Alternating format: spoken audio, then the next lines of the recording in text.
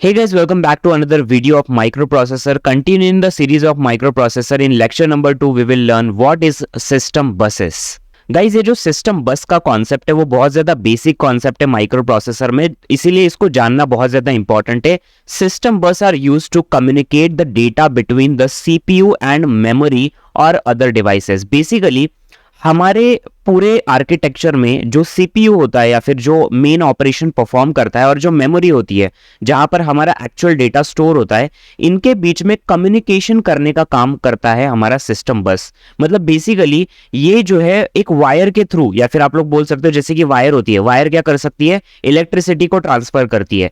उसी तरीके से डेटा को ट्रांसफर करने का जो काम करता है सीपीयू और मेमोरी के बीच में या फिर अदर डिवाइसेस के बीच में, ये कौन करता है, बेसिकली हमारा सिस्टम बस करता है। तो अगर एग्जांपल के लिए बात करूं तो जैसे कि मेरा ये सीपीयू है और ये एक मेमोरी है। अब इनके बीच में मुझे कम्युनिकेशन करवाना है, मतलब डेटा का एक्सचेंज करना है, आदान प्रदान करवाना है। मेमोरी से मुझे कोई डेटा चाहिए या फिर मेमोरी को मुझे कोई डेटा देना है, तो उसके लिए यहां पर मैं एक लाइन का इस्तेमाल करूंगा, एक मीडियम का इस्तेमाल करूंगा जिसको हम लोग सिस्टम बस बोलेंगे। सो वे सिस्टम बस में भी बहुत सारे टाइप्स होते हैं और अलग अलग बसेस के अलग अलग काम होते हैं। 3 बसेस मेनली आते हैं। It contains address bus, data bus and control bus. इन तीनों बसेस के बारे में हम लोग आगे डिटेल में एक्सप्लेन करेंगे। So guys, different types of system buses के बारे में तो हम लोग डिटेल में स्टडी करेंगे ही, बट इनकी जो एप्लीकेशन है उसको मैं आप लोग को एक सिंपल से स्टोरी फॉर्मेट में समझाना चाहता हूँ। एक ऑपरेशन हम लोग यहाँ पर कंडक्ट करने वाले, जिससे कि आप लोग को समझ में आ जाए कि एक एक बस का इंपॉर्टेंस क्या होता है, उसका एप्लीकेशन क्या होता है। सो गाइस, सबसे पहले मैं आप लोग को बताना चाहता हूँ कि 2 चीजें होती है आर्किटेक्चर में। सबसे पहला होता है हमारा एक्चुअल सीपीयू, जो कि एक्चुअल में ऑपरेशन को परफॉर्म करता है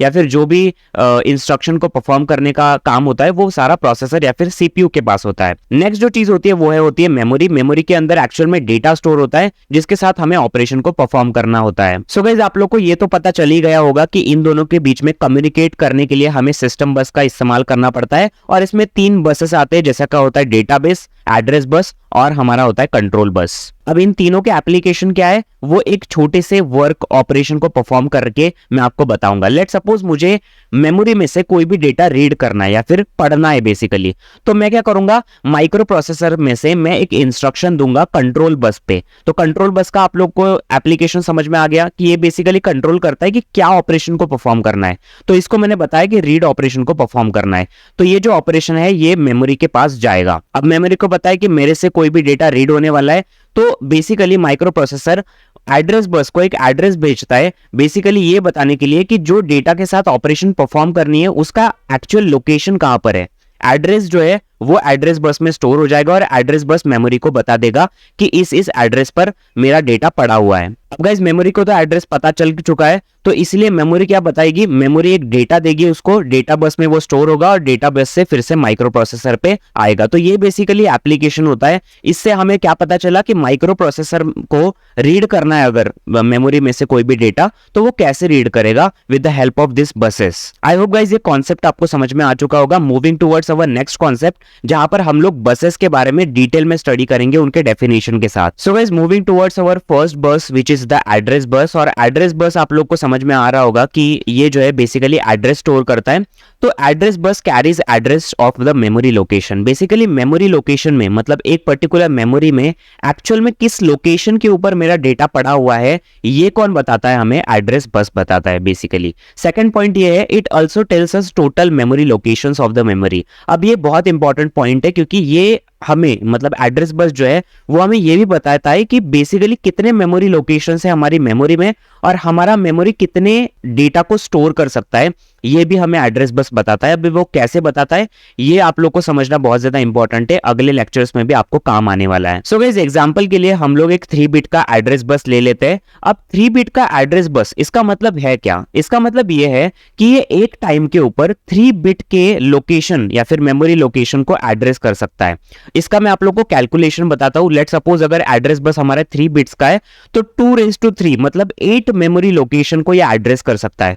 तो अगर मैं मेमोरी लोकेशंस को ड्रॉ करूं तो यहां पर आप लोग देख सकते हो बाइनरी डिजिट्स में आप लोग को देख सकते हो 3 बाइनरी बिट्स है और 000 001 ऐसे 0 to 7 मतलब 8 मेमोरी लोकेशंस को ये एड्रेस कर सकता है। मतलब बेसिकली जितना ज्यादा एड्रेस बस होता है उतनी ज्यादा मेमोरी को ये एड्रेस कर सकता है और उतनी उसकी कैपेसिटी होती है। So guys now moving towards our next bus that is data bus. Data bus मतलब क्या होता है? Data bus carries data from one to other component. Basically data bus का यही काम होता है कि डेटा को एक कंपोनेंट से दूसरे कंपोनेंट तक डालने का या फिर एक्सचेंज करने का जो काम होता है वो डेटा बस का होता है।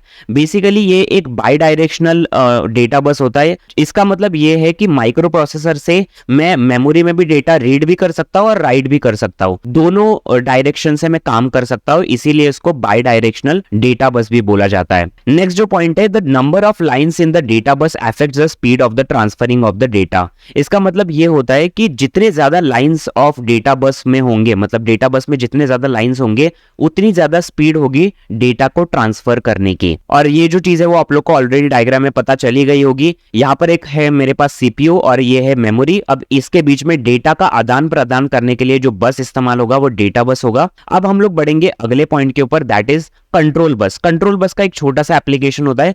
Control bus carries the commands from one to another component. इसका मतलब ये होता है कि जो डेटा मुझे मिला है उसके साथ क्या ऑपरेशन परफॉर्म करनी है, उसको रीड करना है या फिर उसको राइट करना है मेमोरी के अंदर, तो ये जो चीज है वो बताता है हमारा कंट्रोल बस। कंट्रोल बस के और भी कुछ एप्लीकेशंस होते हैं जो कि आप लोग एक्सप्लोर कर सकते हो। आई होप गाइज ये आप लोग को बसेस का कॉन्सेप्ट समझ में आ चुका होगा। If you like this video make sure to press the like button, also follow my microprocessor series. पहला वीडियो मैंने अपलोड करके रखा हुआ इंट्रोडक्शन के ऊपर, अगर उसको नहीं देखा तो जाके देख सकते हो। बाकी मैं मिलता हूँ आप लोग से नेक्स्ट वीडियो में। Till then keep watching me and peace out.